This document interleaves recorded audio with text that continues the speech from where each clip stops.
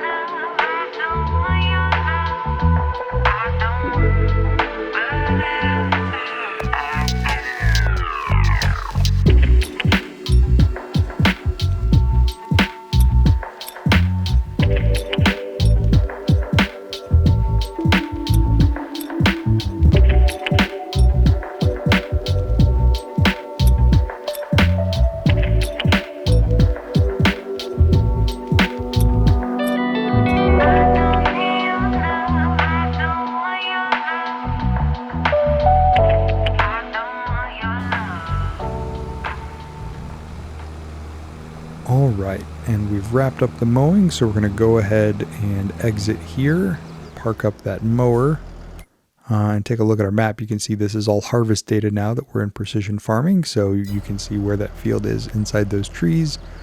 There is a ring of trees around the outside, obviously, but we're just dealing with that center part, but quite a bit of grass there, so we'll see how many bales we can get off of it. And so the next thing we're going to do is prepare this sheep field to get the sheep in it. So we're going to find a spot here. We want to close the fence so none of these sheep get out of the sheep pasture, and we're going to go ahead and park this up, and then we're going to run and grab the JCB telehandler, bring over a couple of bales of grass that we already have in storage, and then we're going to need to get water as well. So we'll work through those things together here to get sheep in this pasture. Then we'll come back and move on with the rest of that field that we just cut. So we're going to go ahead and switch over to the JCB, grab a couple of these bales, bring them over here. And then we've already got our lorry so parked down at the shop. So we'll go ahead and grab our trailer, or not our trailer, our truck basically, and then get a water trailer and fill that up as well. So gonna go ahead and skip to another time lapse of me moving this stuff over there, and then we will be back with you here in a second once we've got water as well for the field. All right, see you in a minute.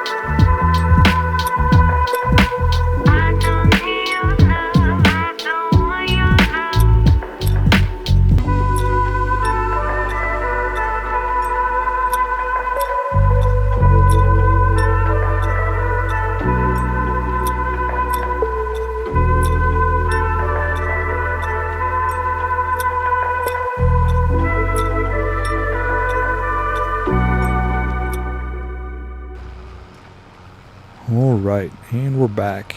And as you can see, we're just wrapping up the third headland that we made with the windrower over here with the baler, getting this end cleared. And hopefully you were able to see. So I basically made roughly 3 passes with the windrower on each end of the field. It is a long field, but I needed room to be able to turn around. And this is kind of a long train when we've got the cloth baler hooked up behind the cloth tractor, and then when we have the windrower on the front, it's really hard to turn around in a accurate way that you need to do for baling. So we're going to come down here and get the same thing going on this end. Also, hopefully in those couple of time lapses, you were able to see that we did get, I believe, 4 bales of grass brought over, and we bought a water trailer and filled up the water and got that. And then we got the sheep. So that sheep pasture is up and running. So we're going to just focus on the baling, which is what we talked about at the beginning of this episode, wanting to get this done. So I'm going to wrap up these 2 ends with the baler here, which again, it's even kind of hard just to turn around and get this baler to do what I want it to in such a tight area here in the trees. But we'll get these 3 rows that we made with the windrower taken care of on this end. And then we'll be able to pick up that windrower that's sitting there on the grass that hasn't been windrowed, and we'll be able to start running long strips where we windrow straight into the baler. So it does take a little bit more setup to do it this way. You kind of got to be more finicky like I am now at the beginning in making sure your rows are accurate and that you have room to turn around in tight fields like this. But it does definitely pay off in a time savings once you start the long strips up and down the field. So again, on a long narrow field like this is my preferred way to do it. If it was more square, we might just go around and start by making laps with the windrower, but since we have these long runs that we can make, it's best to just bale those separately, in my opinion. So that's kind of what I like to do, and I think you've seen me do this on a couple other series, but this is my kind of preferred way in FS22 to get the baling done, using the square bales, where you don't have to stop. This is the quickest way, I think, if I'm not stuck on a tree, to get these bales produced and made, and then we can wrap them separately in a little bit. I know on one of the farms I did use the baler and wrapper combo, which is another way to do it. I just feel like you start and stop a ton. I think that's the Erlengrot series where I was doing that with the round bales, and I don't mind that, but this is a more efficient way, in my opinion, to kind of get it done. So it's kind of what I like to do when I have the opportunity, like I do here. So we're going to go ahead, now that these ends are cleared, pick up that windrower, hopefully, and then we'll back up and get this row started, and you'll see what I mean. It's going to go quite a bit faster now that we've got the whole setup made here. Yeah, and so I know you've seen this happen on a couple other videos, but you get the windrower turned on, make sure you got the baler turned on, lower that front of that baler, and then we're going to start making strips. And the nice thing is we have plenty of room to turn around now that we have done the 3 headlands on each end, so it should be pretty straightforward from here on out. So we're going to go to yet another time lapse in this episode, play some music, watch me bale this field, because I know you guys watched me bale a lot of grass already on my channels, and we'll jump back in a little bit. So hang in there, and I'll see you in a minute.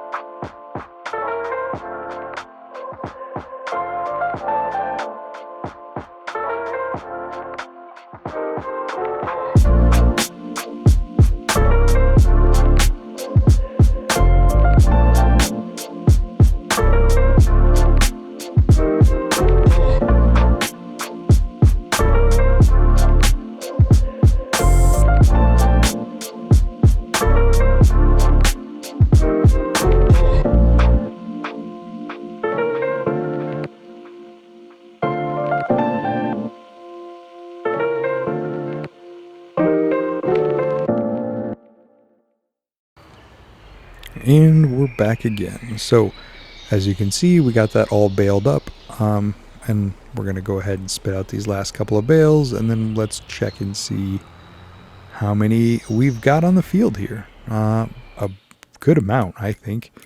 Looks like we've got 25 bales that we made just from this free grass field that's hidden in the trees. So we're not even utilizing one of the fields that we normally do, and we're generating more bales we can use to feed our sheep, and then in the future our cows when we make silage. So go ahead and we grabbed the trailer here. Now this is our big autoload trailer we've been using on this series that can hold, I believe, 28. So we should get one full load here driving around this field. So I believe it stacks 8 on a layer. So we should get 8, 16, 24, and then probably just one sitting on top. Yep, I got to turn up the lights. Even though it is a reasonable time of day, in April, just with the trees, there's some long shadows in here, and it's really easy to lose a grass bale kind of off in the shade here with the branches and with those long shadows. So we're going to go ahead and drive around and make sure we get them all. Looks like there's a bunch down here as well. So we got the lights on and we're driving around with the autoloader. So this is just kind of a helpful tip, if you will, if you're playing on Calmsden and you played on New Farm Manager or Easy Mode or whatever you want to call it, that you started with all these fields and this equipment. You own this. It is part of what you have as a available resource to your farm. And if you've already maybe mowed the sheep field like we have, or some of the other fields like the cow pasture, I think we also mowed a couple episodes ago. This is just another way to easily get some grass that doesn't cost you anything because you already own it. And it's not technically a field because there's no field number. It's between those two. It's just this negative area. And I'm assuming they put this in, excuse me, to just have less things to render on the map, because there's no reason to make the CPU generate the textures for all these trees in these woods if no one's ever going to come back here. And I think I saw a different YouTube farmer doing this, is how I discovered it. I didn't discover it myself, but I saw somebody else back here and I was like, oh, let me go check that out and see what's going on. And I discovered, at that point I learned that, yeah, I have access to this.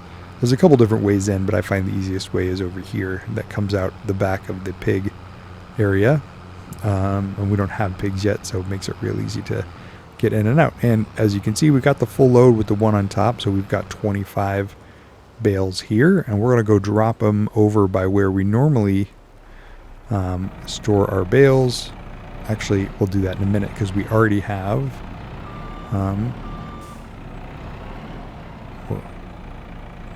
these bales here. So we're going to go ahead and at this point we're going to start using the silage wrapper, the one where you can make the long tubes of bales, and I am going to be putting those in here. So we're backing up slowly because we've got 3 stacked here, and we'll got our tractor there that we backed into, and there's our bale wrapper kind of sitting in the back corner. We're just going to put a long row in here because this is where we will be feeding the cows eventually.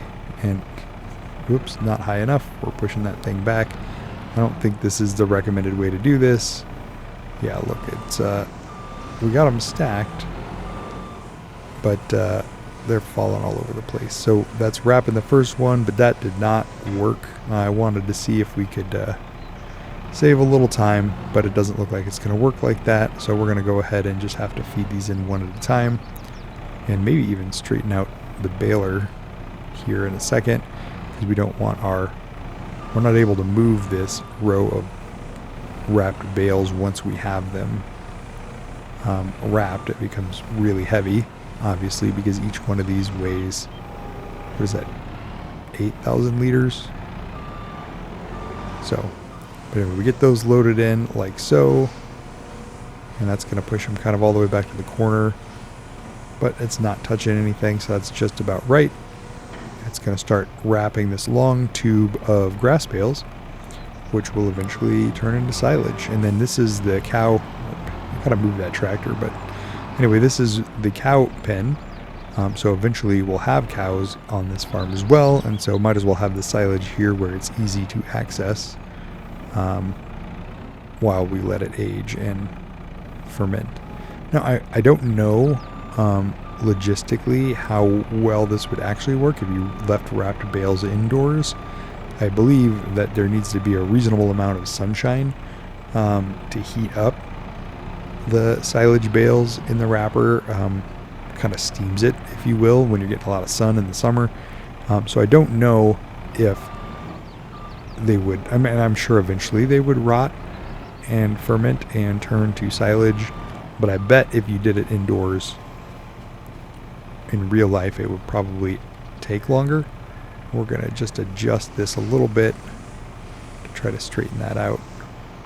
And that is one of those pieces of equipment you can get in and drive, even though there's no cockpit or anything, but that way you can make those adjustments as you need to, and then we'll just drop them off one at a time here to make this.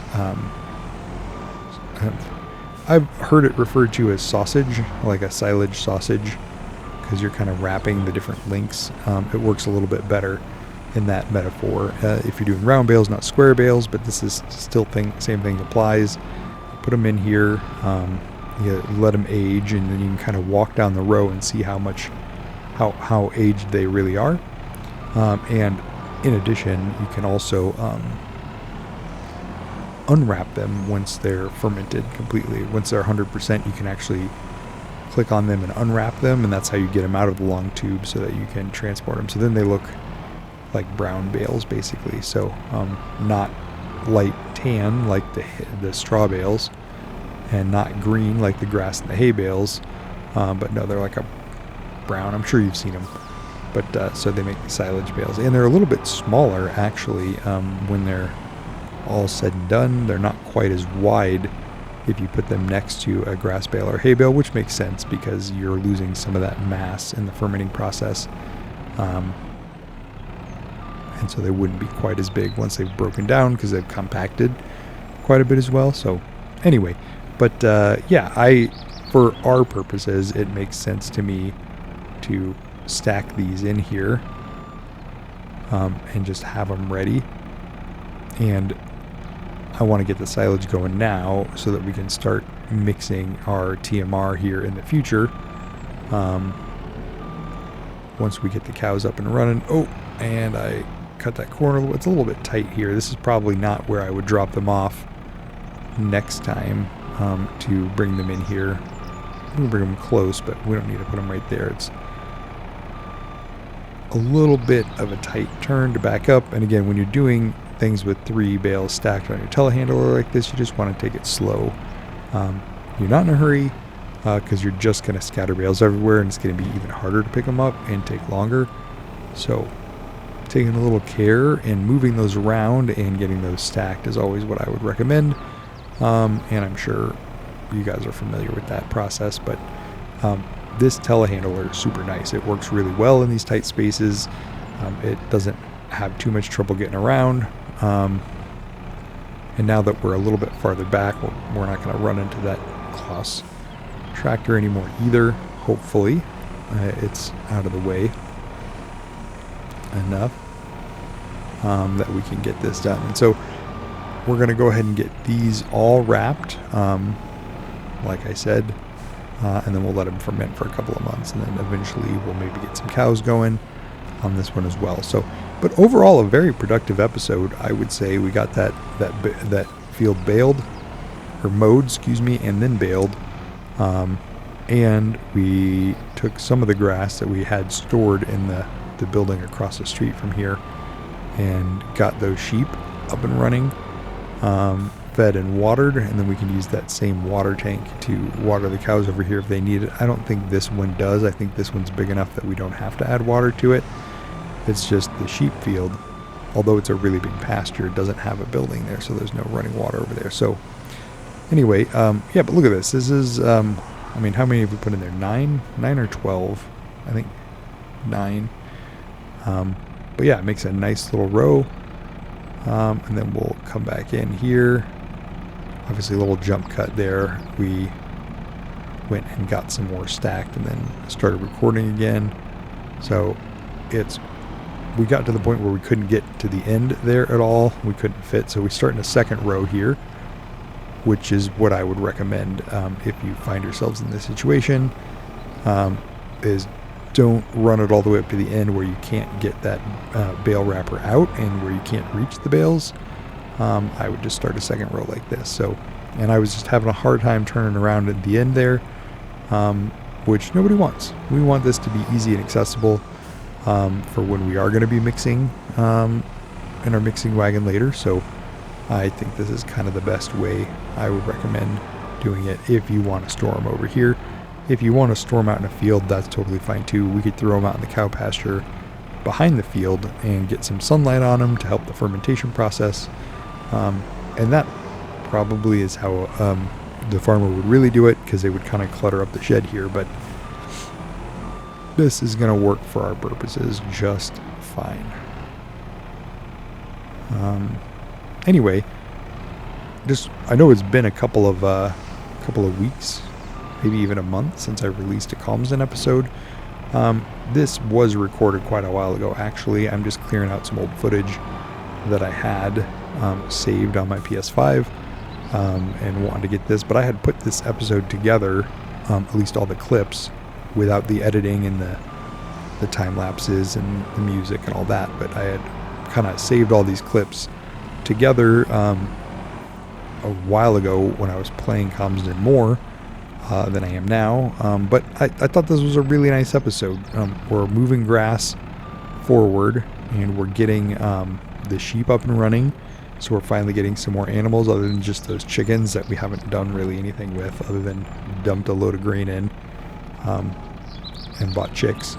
So I thought it was nice to finally see some animals on here to get that started, but also to just see another field be completed and, you know, harvested with the grass. And now that we're in precision farming, we get those precision stats, so we get to see that kind of orange section of the map. So I thought that was cool too, because it was a good way to show where this was. Not that you couldn't see it on the map or couldn't go find it, but I just thought that screenshot of that area with that orange all over the map was a good way to show kind of where this area was, and just a cheap and easy way to get some extra grass on your field. So if in your playthrough on Calmsden you're running into some cash flow issues, or where you're just like, I still need grass for my animals, but I'm having trouble, you could actually sell one of those other pastures if you're not using it, because you would still own this grass field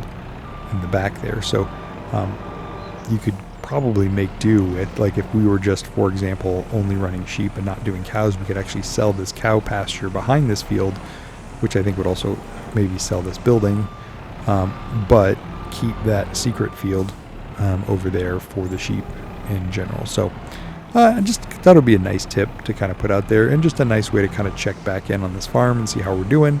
I am kind of at this point fast forwarding in a couple of the series to a couple of years in the future, or playing some without recording everything, and then maybe I'll jump back into the series and do a let's see where we're at in year 3, or let's see where we're at in year 4, or something along those lines. So anyway, I appreciate you guys watching. If you liked this episode, give it a thumbs up, and you can subscribe for more great content. Please check out my other videos as well. There are playlists made on this channel for Erlengrot, Calmsden, Somerset, Riverview, and even Atomic Crops at this point. So appreciate you guys. Thanks for watching, and I will catch you in the next one. Have a good day. Bye-bye.